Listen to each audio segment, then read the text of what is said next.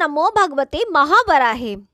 राजा प्रजापाल ने पूछा, महाप्रज्ञ परम पुरुष परमात्मा की शक्ति रूपा गौरी ने, जिनका सभी देव दानव स्तवन करते रहते हैं, किस वरदान के प्रभाव से सगुण विग्रह धारण किया? मुनिवर महातपा ने कहा, जब अनेक रूपों वाले रुद्र की उत्पत्ति हो गई तो उनके पिता प्रजापति ब्रह्मा ने स्वयं भगवान नारायण के श्री विग्रह से प्रकटित हुई परम मंगलमयी गौरी को भार्य रूप में वर्ण करने के लिए दे दिया। इन गौरी देवी को भारती भी कहा जाता है। परम सुंदरी गौरी को पाकर रुद्र की प्रसन्नता की सीमा न रही। तदंतर ब्रह्मा जी ने कहा, रुद्र तुम तप के प्रभाव से प्रजाओं की सृष्टि करो। इस पर रुद्र मौन हो गए। फिर ब्रह्मा ने कहा, और जब बार बार प्रेरणा की तो रुद्र ने उत्तर दिया, इस कार्य में मैं असमर्थ हूँ। इस पर ब्रह्मा जी ने कहा, तब तुम तप रूपी धन का संचय करो, क्योंकि कोई भी तपोहीन पुरुष प्रजाओं की सृष्टि नहीं कर सकता। यह सुनकर परम शक्तिशाली रुद्र जल में निमग्न हो गए। जब देवादिदेव रुद्र जल में प्रविष्ट हो गए तो ब्रह्मा जी ने उस परम सुंदरी कन्या गौरी को पुनः अपने शरीर के भीतर अंतर्निहित कर लिया। तत्पश्चात उनके मन में पुनः सृष्टि का संकल्प होने पर 7 मानस पुत्रों की उत्पत्ति हुई। प्रजापति दक्ष भी उनके साथ प्रकट हुए। इसके बाद प्रजाओं की सृष्टि सम्यक प्रकार से बढ़ने लगी। इंद्र सहित समस्त देवता, 8 वसु, रुद्र, आदित्य और मरुदगण, ये सभी प्रजापति दक्ष की कन्याओं के वंशज विख्यात हुए। इन गौरी के विषय में पहले भी कहा जा चुका है। कालांतर में ब्रह्मा जी ने उन्हें दक्ष प्रजापति को पुत्री के रूप में प्रदान किया। ब्रह्मा जी ने पूर्व काल में इन्हीं गौरी का विवाह महात्मा रुद्र के साथ किया था। नप्रवर भगवान श्री हरि के विग्रह से प्रकट हुई वही गौरी दक्ष की पुत्री होकर दक्षायनी कहलाई। दक्ष प्रजापति ने जब अपनी कन्याओं से उत्पन्न हुए 2 हित्रों देवताओं के समाज को देखा तो उनका अंतःकरण प्रसन्नता से भर उठा। साथ ही अपने कुल की समृद्धि कामना से प्रजापति ब्रह्मा को प्रसन्न करने के लिए उन्होंने यज्ञ आरंभ कर दिया। उस यज्ञ में मरीचि आदि सभी ब्रह्मा के पुत्र अपने अपने विभाग में व्यवस्थित होकर ऋतवजों का कार्य करने लगे। स्वयं मुनिवर मरीचि ब्रह्मा बने। दूसरे ब्रह्मपुत्र अन्य अन्य स्थानों पर नियुक्त हुए। अत्रि ऋषि को यज्ञ में अन्य स्थान प्राप्त हुआ। अंगिरा मुनि इस यज्ञ में आग्निद्र बने। पुलस्त्य होते हुए और पुलह उद्गाता। उस यज्ञ में महान तपस्वी क्रतु प्रस्तोता बने। प्रचेता मुनि प्रतिहर्ता का स्थान सुशोभित कर रहे थे। महर्षि वशिष्ठ उस यज्ञ में सुब्रह्मण्य पद पर अधिष्ठित थे। चारों सनत कुमार यज्ञ के सभासद थे। इस प्रकार ब्रह्मा जी से सभी लोगों की सृष्टि हुई। अतएव वे सभी के द्वारा यजन करने योग्य हैं। इसी कारण यज्ञ के आराध्य ब्रह्मा जी स्वयं उस यज्ञ में उपस्थित थे। पितृगण भी प्रत्यक्ष रूप धारण करके वहां पधारे थे। उन लोगों की प्रसन्नता से जगत में प्रसन्नता छा जाती है। वहां अपना भाग चाहने वाले सभी देवता, आदित्य, वसुगण, विश्वदेव, पितर, गंधर्व और मरुदगण सबको निर्दिष्ट यथोचित भाग प्राप्त हो गए। ठीक उसी समय वे रुद्र, जो बहुत पहले ब्रह्मा जी के कोप से प्रकट हुए थे और जिन्होंने अगाध जल में मग्न होकर तब आरंभ कर दिया था, पुनः जल से बाहर निकल पड़े। उस समय उनका श्री विग्रह ऐसा उद्दीप्त हो रहा था मानो हजारों सूर्य प्रकाशित हो उठे हों। वे भगवान रुद्र संपूर्ण ज्ञान के निधान हैं। समस्त देवता उनके अंगीभूत हैं। वे परम विशुद्ध प्रभु तपोबल के प्रभाव से सारे सृष्टि प्रपंच को प्रत्यक्ष देखने की सामर्थ्य से युक्त थे। नरश्रेष्ठ तत्काल ही उनसे 5 दिव्य सर्ग उत्पन्न हुए। इसके अतिरिक्त 4 भौम सर्गों की भी उनसे उत्पत्ति हुई, जिनमें मरण धर्मा जीव भी थे। राजन, अब तुम इस रुद्र सृष्टि का प्रसंग सुनो। जब एकादश रुद्र को अधिपति भगवान महारुद्र 10,000 वर्षों तक तप करके उस अगाध जल के ऊपर आए तो उन्होंने देखा वन उपवनों से युक्त सस्य श्यामला पृथ्वी परम रमणीय प्रतीत हो रही है। उस पर मनुष्य और पशुओं की भरमार हो रही है। उन्हें प्रदक्ष प्रजापति के भवन में गूंजते हुए ऋतजो के शब्द भी सुनाई पड़े। साथ ही यज्ञशाला में यज्ञ पुरुषों के द्वारा उच्च स्वर से किया जाता हुआ देवगान भी सुनाई पड़ा। तत्पश्चात उन महान तेजस्वी एवं सर्वज्ञ परम प्रभु रुद्र के मन में अपार क्रोध ऊपर पड़ा। वे कहने लगे, अरे ब्रह्मा जी ने सर्वप्रथम अपनी संपूर्ण अंतः शक्ति का प्रयोग करके मेरी सृष्टि की और मुझसे कहा कि तुम प्रजाओं की सृष्टि करो। फिर वह सृष्टि कार्य दूसरे किस व्यक्ति ने संपन्न कर दिया? ऐसा कहकर परम प्रभु भगवान रुद्र क्रोधित होकर बड़े जोर से गरज उठे। उस समय उनके कानों से तीव्र ज्वालाएं निकल पड़ी। उन ज्वालाओं से भूत, वेताल, अग्नि में प्रेत एवं पूतनाएं करोड़ों की संख्या में प्रकट हो गई। वे सभी अपने अपने हाथों में अनेक प्रकार के आयुध लिए हुए थे।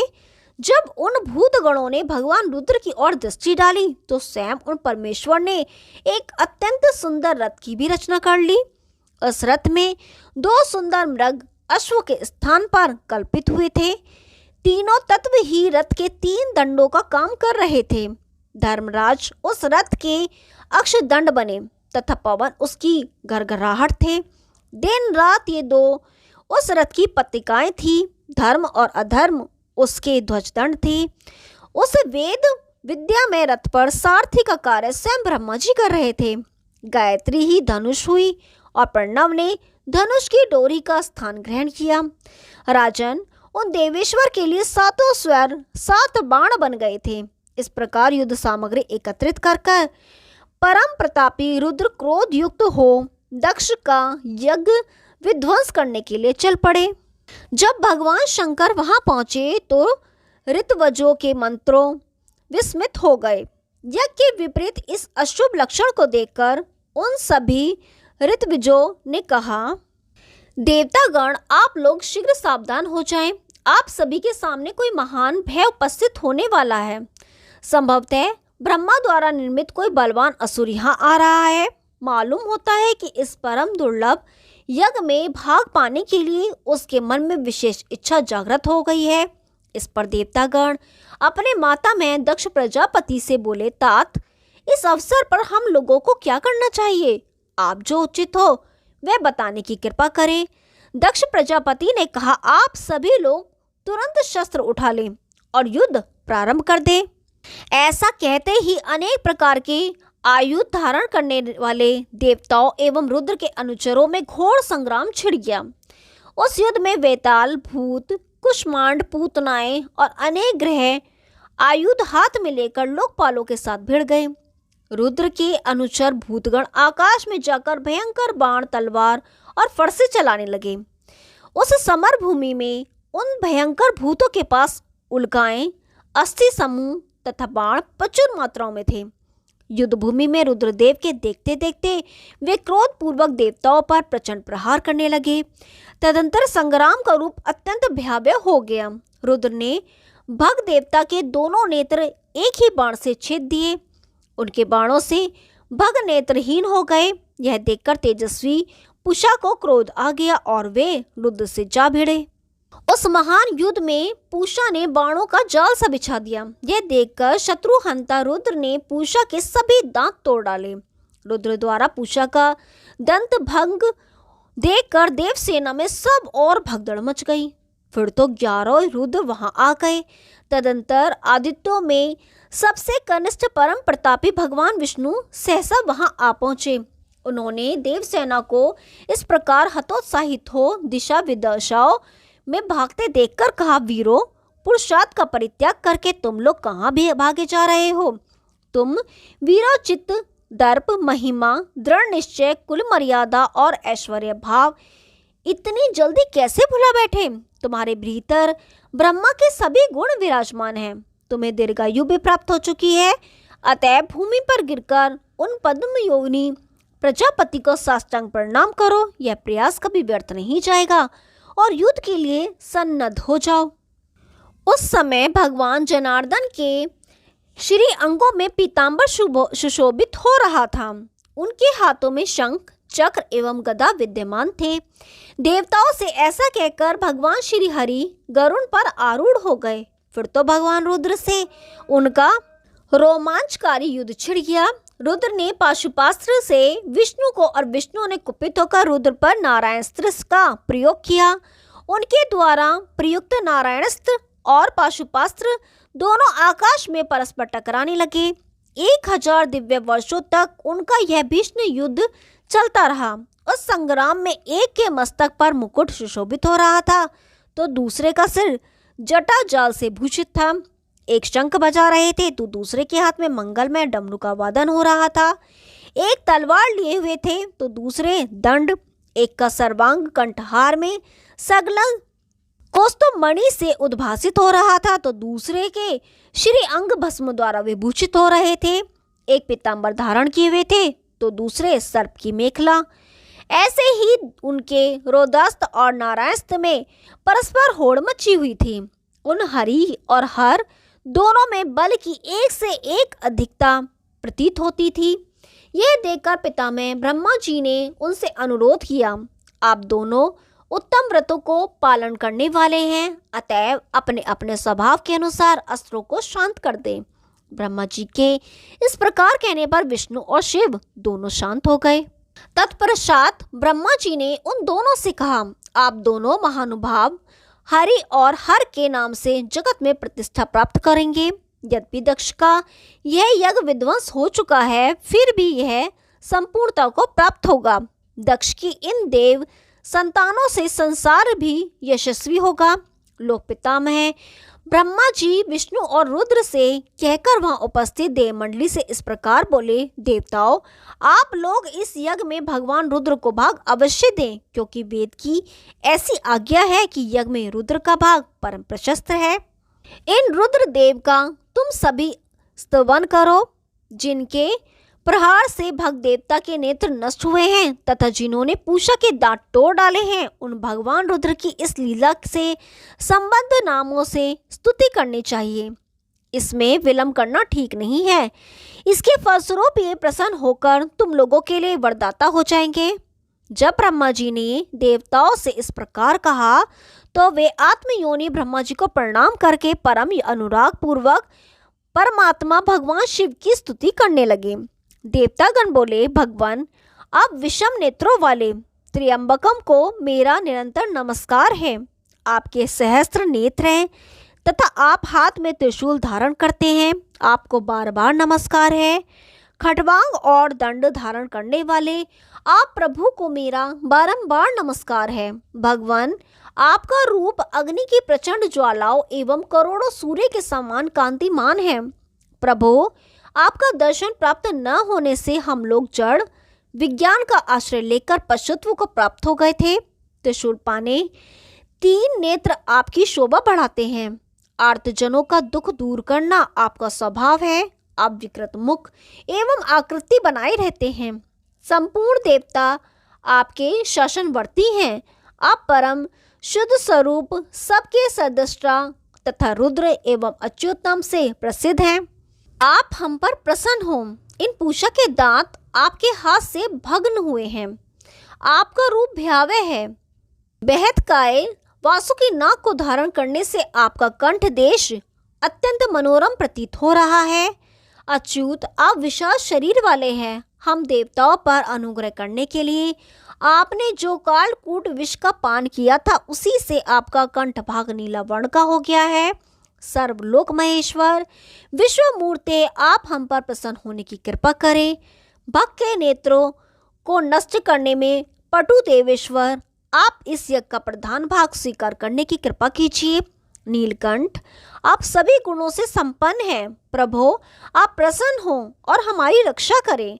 भगवान, आपका स्वतः सिद्ध स्वरूप गौर वर्ण से शोभा पाता है। कपाली, त्रिपुरारी और उमापति ये आपके ही नाम हैं। पद्म योनि ब्रह्मा से प्रकट होने वाले भगवान, आप सभी भयों से हमारी रक्षा करें।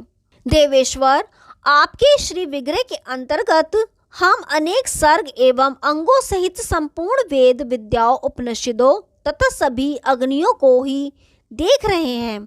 परम प्रभो, भव, शर, महादेव, पिनाकी, हर और रुद्र ये सभी आपके ही नाम हैं। विश्वेश्वर, हम आपको प्रणाम करते हैं।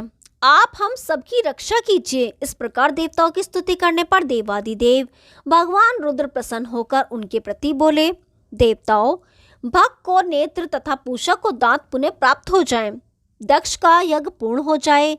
देवताओं, तुम लोगों में पशु तो आ गया था, उसे भी मैं दूर कर दूंगा। मेरे दर्शन के प्रभाव से देवता उस पशुत्व के मुक्त होकर शीघ्र ही पशुपतित्व को प्राप्त होंगे। मैं आदि सनातन काल से संपूर्ण विद्याओं का अधीश्वर हूँ। पशुओं में मैं उनके अधीश्वर रूप में था, अतः लोक में मेरा नाम पशुपति होगा। जो मेरी उपासना करेंगे वे पाशुपत दीक्षा से युक्त होंगे। भगवान रुद्र के ऐसा कहने पर लोक पितामह ब्रह्मा जी अत्यंत स्नेहपूर्वक हंसते हुए उनसे बोले, रुद्रदेव, आप निश्चय ही जगत में पशुपति नाम से प्रसिद्ध होंगे। साथ ही यह दक्ष भी आपके संबंध से शुद्ध होकर संसार में ख्याति प्राप्त करेगा। संपूर्ण संसार द्वारा इसका सम्मान होगा। परम मेधावी ब्रह्मा जी रुद्र से ऐसा कहकर दक्ष से बोले, वत्स, मैंने गौरी को तुम्हें पहले से सौंप रखा है, उसे तुम इन रुद्र को दे दो।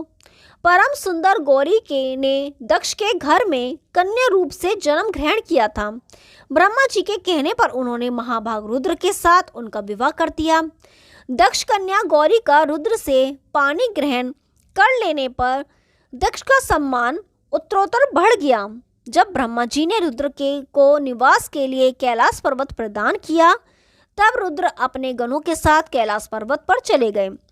ब्रह्मा जी भी दक्ष प्रजापति को साथ लेकर अपनी पुरी में पधारे। ओम नमो भगवते महावराहे। आगे का भाग कल सुनाएंगे। तब तक के लिए नमस्कार।